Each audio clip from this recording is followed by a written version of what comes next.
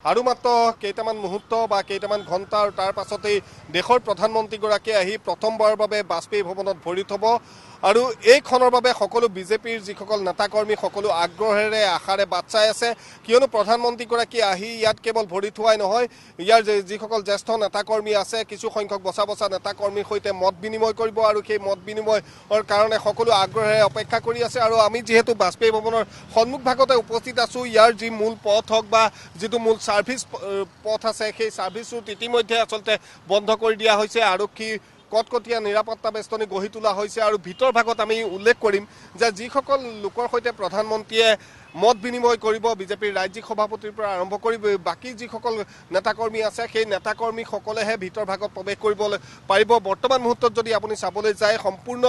বাজপেয়ী ভৱন এছপিজিৰ নিয়ন্ত্ৰণত আছে অসম আৰক্ষীৰ লোক বাহিৰ ভাগত আছে গতিকে বাজপেয়ী ভৱনৰ একেবাৰে ভিতৰ ভাগলৈ বা মূল প্ৰৱেশ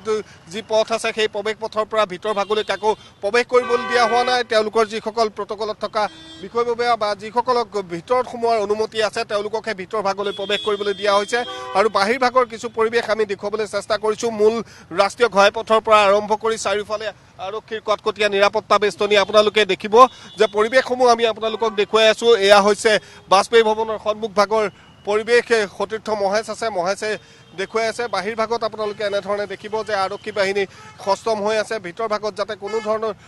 বাহিৰা লোক প্ৰৱেশ কৰিব নোৱাৰে বা ভিতৰ ভাগত যি বৈঠক হ'ব সেই বৈঠকৰ পৰা আৰম্ভ কৰি সকলো দিশৰ বাবে বিজেপিৰ যিসকল নেতাকৰ্মী আছে তেওঁলোক যথেষ্ট আশাৰে আগ্ৰহেৰে বাট চাই আছে যে কাৰণ প্ৰধানমন্ত্ৰীগৰাকী আহিব যদিও মুখ্যমন্ত্ৰীগৰাকীয়ে কৈছে যে এয়া কোনো ধৰণৰ ৰাজনৈতিক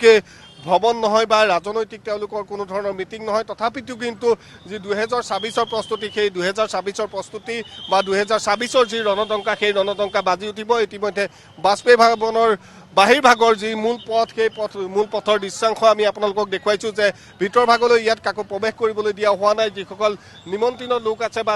যিসকলৰ সৈতে প্ৰধানমন্ত্ৰীগৰাকীয়ে বাৰ্তালাপ কৰিব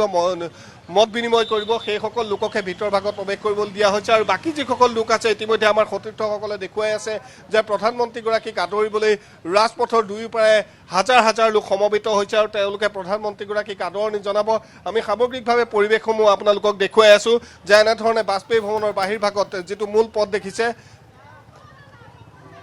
আৰু মূল পথত এনেধৰণে বেৰিকেড লগাই দিয়া হৈছে যাতে ভিতৰ সাৰ্ভিস ৰুটেদি কোনো আহিব নোৱাৰে গতিকে বাজপেয়ী ভৱনত এনেধৰণে কটকটীয়া নিৰাপত্তা বেষ্টনী গঢ়ি তোলা হৈছে